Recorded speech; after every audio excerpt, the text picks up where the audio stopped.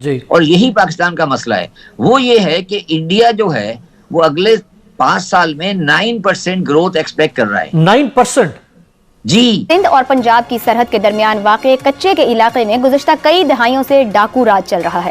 سندھ اور پنجاب پولیس نے ڈاکوؤں کے خاتمے کے لیے 250 سے زیادہ الگ الگ اور مشترکہ آپریشنز کیے ہیں، مگر علاقے سے ڈاکوؤں کا مکمل صفایا نہیں ہو سکا. اب 4 کنویں کے مینڈک آپس میں کمپیئر کرتے رہتے ہیں، وہ کنویں سے باہر دیکھتے نہیں کہ بھائی کنویں سے باہر کیا ہو رہا ہے. رائٹ. گیس تقریباً 170% مزید مہنگی کرنے جا رہی ہے حکومت. تو یہ اگر رن آف دا مل اسٹیریو ٹائپ قسم کے فارمولے اپنانے ہیں تو پھر آپ معیشت کو اپنے پاؤں پہ کھڑا کیسے کر سکیں گے، کاروبار کیسے چلا پائیں گے؟ میں آپ کو واضح کر دوں کہ آج انٹرسٹ ریٹ 1 پائی بھی کم نہیں ہوگا.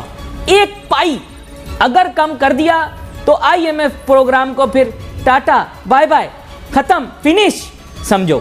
کچے کے مقامی رپورٹرز کے مطابق آپریشن کے لیے پولیس کے پاس روایتی ہتھیار اور نقل و حرکت کے لیے 72 بند گاڑیاں اور موبائل وینز ہیں، لیکن ڈاکوؤں کے پاس جدید ترین اور بھاری اسلحہ جیسے اینٹی ایئر کرافٹ گنز اور راکٹ گرینیڈز بھی موجود ہیں. چائنا کی مدد سے بنائے جن ٹینکوں کے دم پر پاکستان خود کو ترم خان سمجھ رہا تھا اور سوچ رہا تھا پتہ نہیں کیا بنا لیا اس نے، پر اب وہی ٹینک خراب نکلے اور اپنوں پر ہی گولے داغنے لگے. پاکستان معاشی طور پر تباہی کی طرف آگے بڑھ رہا ہے، یہ اس بات میں میری طرف سے کوئی دو رائے نہیں ہے، اور میں لوگوں کی طرح لوگوں کو بلا وجہ امیدیں دلانے کا قائل نہیں ہوں. یہ دیومالائی کہانیاں کاسلز ان دی اسکائی ختم کرو. ریئلٹی یہ پاکستان کی اکانومی بہت برے حال میں، اس کی ایسی کہ تیسی ہو چکی ہے. اس کے علاوہ پاکستان میں اگر لا اینڈ آرڈر سچویشن کی بات کی جائے، خاص طور پہ خیبر پختونخوا کے بارڈر ایریا پہ ہو یا بلوچستان میں ہو، تو ہم جانتے ہیں اس میں افغانستان کا نام بہت آتا ہے، اور افغانستان کی سرزمین آج بھی پاکستان کے خلاف استعمال ہو رہی ہے. افغانستان کو اس لیول تک ہم لے آئے ہیں جہاں ہم اس کو دشمن ملک سمجھنا شروع ہم نے کر دیا ہے. یاد رہے کہ جب سری لنکا میں یہ خانہ جنگی ہوئی تو وہ 51 ارب ڈالرز کا مقروض تھا. اگر پاکستان کی بات کریں تو اس وقت یہ 131 ارب ڈالرز کا مقروض ہو چکا ہے. ناکام ریاست والی صورتحال ہے. ادروائز آپ آرمی چیف سے کس بات کی اپیل کر رہے ہو؟ یہ تو آپ ٹارزن کو کہہ رہے ہو کہ مجھے چھلانگ مار کے دکھا. قومی آمدنی کا بڑا حصہ قرضوں پر سود کی ادائیگیوں پر خرچ ہوتا ہے، اور پھر قرض کی واپسی اور سود کی ادائیگی کے لیے مزید قرض لیا جاتا ہے. بعض ماہرین کے مطابق پاکستان میں بے روزگاری کی شرح 10.5% اور غربت کی شرح 45% تک پہنچ چکی ہے.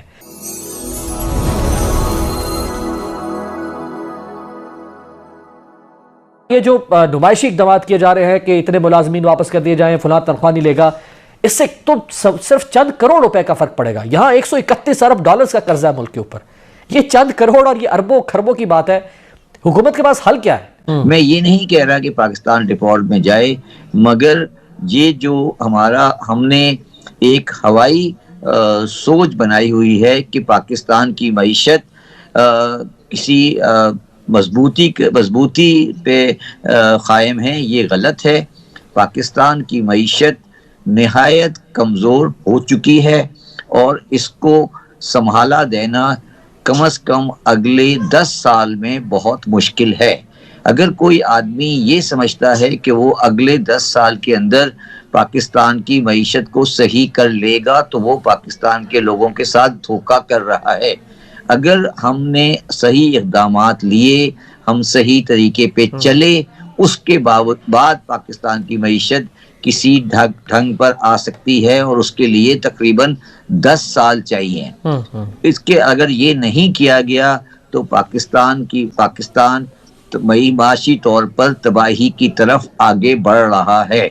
یہ اس بات میں میری طرف سے کوئی دو رائے نہیں ہے، اور میں لوگوں کی طرح لوگوں کو بلا وجہ امیدیں دلانے کا قائل نہیں ہوں. صحیح جی. اچھا شبر بھائی، power companies, railways, airlines, steel mills, دیگر تمام سرکاری ادارے تقریباً 1000 ارب روپے سے زائد کا خسارہ کرتے ہیں ہر سال.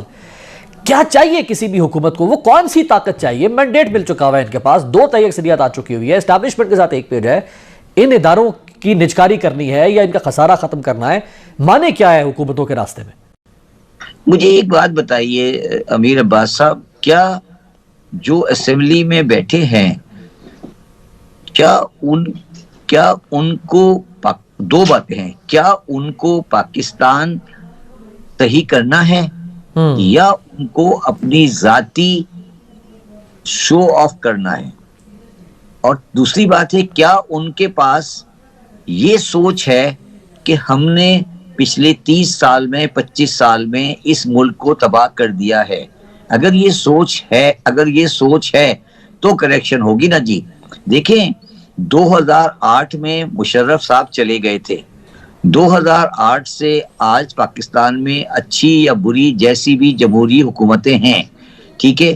آپ مجھے یہ بتائیے کہ 2008 سے لے کر آج تک کبھی آپ نے کسی پولیٹیکل گورنمنٹ کے دور میں کوئی سیریس گفتگو کبھی معیشت کے بارے میں سنی ہے؟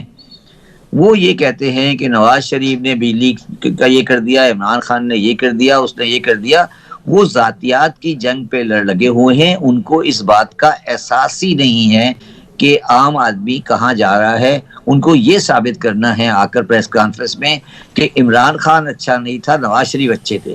اور نواز شریف نے یہ ثابت کرنا ہے کہ نواز شریف اچھا تھا, عمران خان اچھا نہیں تھا, اور پیپلز پارٹی. اچھا, جب یہ انہوں نے گھر بیٹھ کر صرف یہ لڑائیاں لڑنی شروع کی ہیں تو آج ان کی حیثیت پاکستان کے گورننس میں زیرو ہو چکی ہے اور کوئی بھی آدمی ان کو سیریس نہیں لیتا. دیکھیں امیر عباس صاحب, آپ نے مجھ سے سوالات کیے, آپ کو ایک بات کہنی چاہیے تھی جو آپ نے نہیں کہی جی. اور یہی پاکستان کا مسئلہ ہے. وہ یہ ہے کہ انڈیا جو ہے وہ اگلے 5 سال میں 9% گروتھ ایکسپیکٹ کر رہا ہے. 9% جی, چلو 8.5% گروتھ ایکسپیکٹ کر رہا ہے اگلے 5 سال تک انڈیا. ہماری گروتھ 1% ہے. تو مجھے یہ آپ لوگ یہ سوال کیوں نہیں کرتے کہ پاکستان کی گروتھ 1% ہے, انڈیا کی 9% ہے. چلو 9 کو چھوڑو, 8 کر لو, 7 کر لو, 6 کر لو.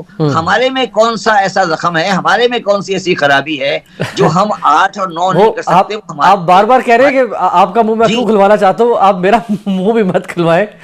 ہمارے ساتھ کیا بیماری ہے وہ آپ کو بھی پتا ہے کہ ہمارے ساتھ کیا بیماری ہے. ہمارے ساتھ کیا بیماری ہے؟ ہمارے ساتھ 2 بیماریاں ہیں.